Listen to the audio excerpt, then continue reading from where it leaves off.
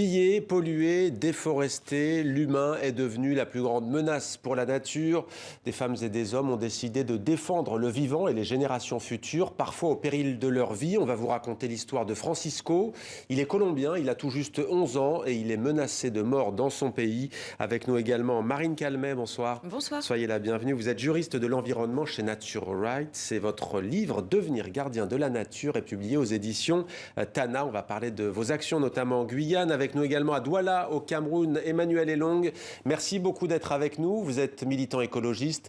Vous vous battez depuis des années pour récupérer les terres de votre village. Il s'agit du village de Mbonjoï.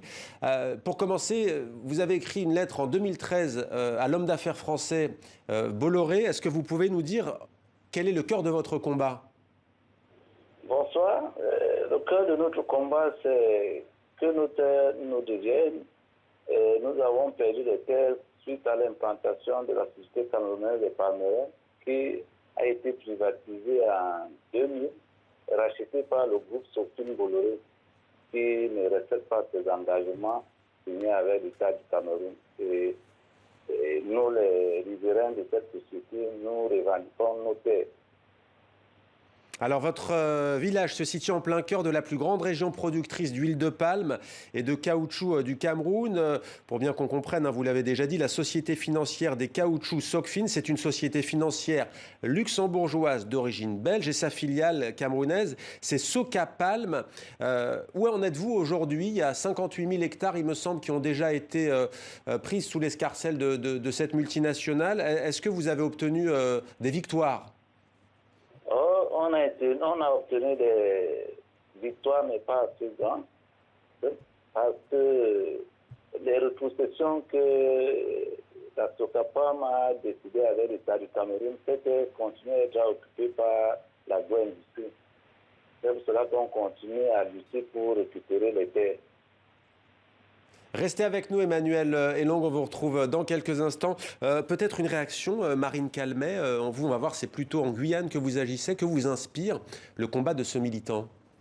En fait, on est un peu dans un schéma classique d'appropriation des terres et en fait, c'est encore et toujours ce même schéma de domination où des entreprises, des multinationales viennent s'implanter sur les terres au détriment des populations locales et pour faire du business. Et en Guyane française, c'est exactement la situation que nous avons vécue avec ces entreprises minières et pétrolières comme Total qui sont venues s'implanter dans l'irrespect le plus total des engagements de l'accord de Paris, de la volonté des peuples et puis finalement aussi de l'avenir des générations futures. Ouais, c'est quoi le projet controversé en question? C'est un barrage? C'était des forages pétroliers offshore de Total au large de Cayenne.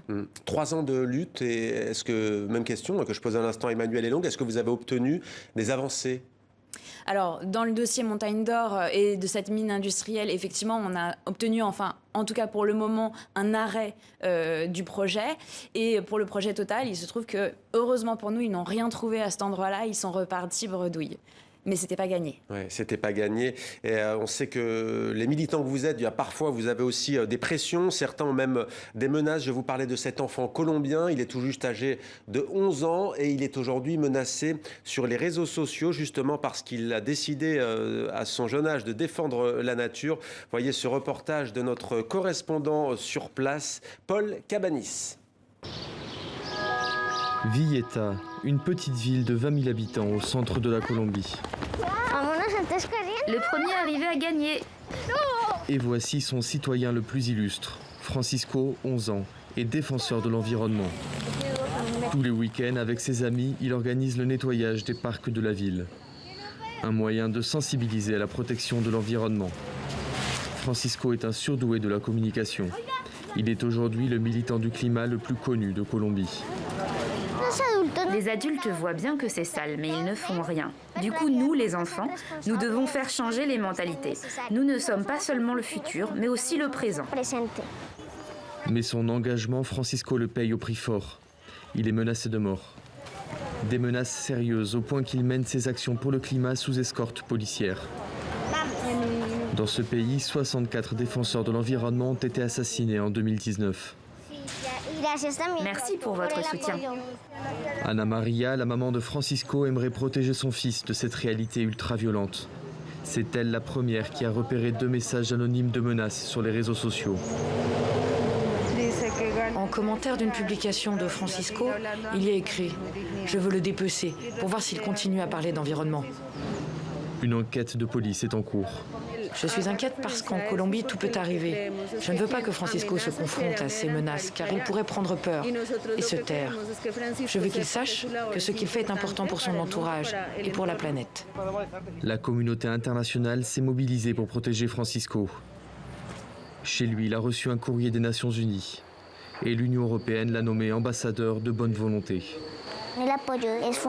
Ces soutiens sont fondamentaux et stratégiques pour notre lutte pour le climat.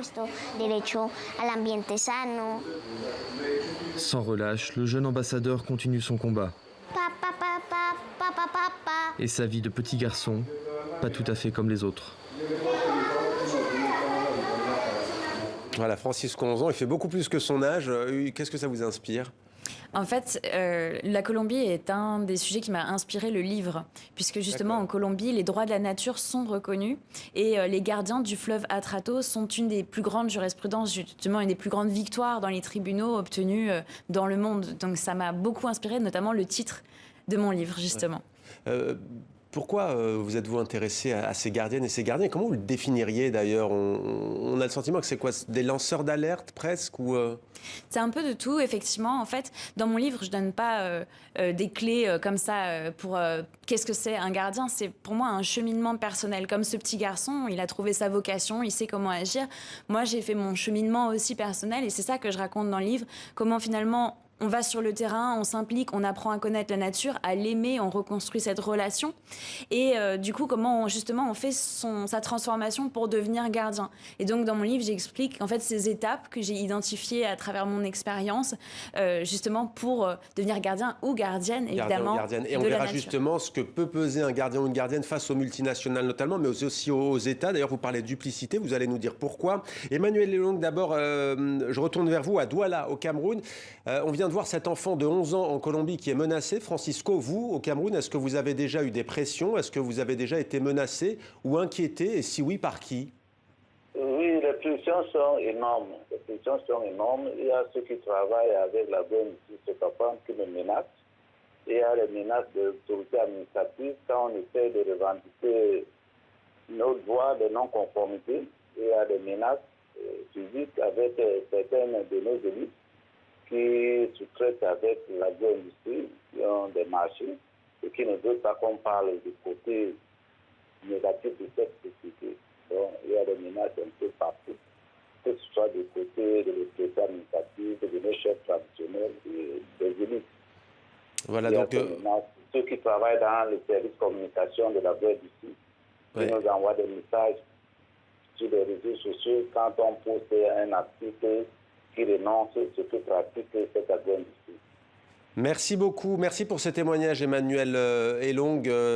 On tenait à vous entendre, même si effectivement la ligne entre Paris et Douala est compliquée, ligne téléphonique. Merci en tout cas à vous. Et on aura l'occasion de reparler donc de l'actualité, justement, s'agissant de ce qui se passe au Cameroun. Marine Calmet, que faire aujourd'hui? C'est la grande question, parce qu'on se dit que c'est peine perdue face à des grandes multinationales. Vous êtes juriste, vous le savez, ce sont en général des grands groupes qui ont aussi des avocats, des batteries de juristes. Que faire, selon vous? Alors, ma théorie, c'est qu'il faut désobéir, mais de manière créative. C'est-à-dire partir du constat que, en fait, les lois actuelles, elles sont faites pour protéger les puissants. C'est ce qui fait que notre système, en fait, aujourd'hui, il implique ces schémas de domination sur les humains, mais aussi sur la nature. Et donc, désobéir à ces règles, c'est considérer que justement il existe des lois naturelles qui sont plus fortes, celles qui justement font en sorte qu'il y ait une cohésion des écosystèmes, que notre nature soit saine et viable pour nous les humains. Et donc l'objectif à terme, en fait, c'est d'arriver à faire en sorte que ces lois de la nature, elles nous inspirent et qu'on trouve une forme de symbiocène, on sorte de l'anthropocène pour rentrer dans cet âge où on sait vivre en harmonie avec le vivant.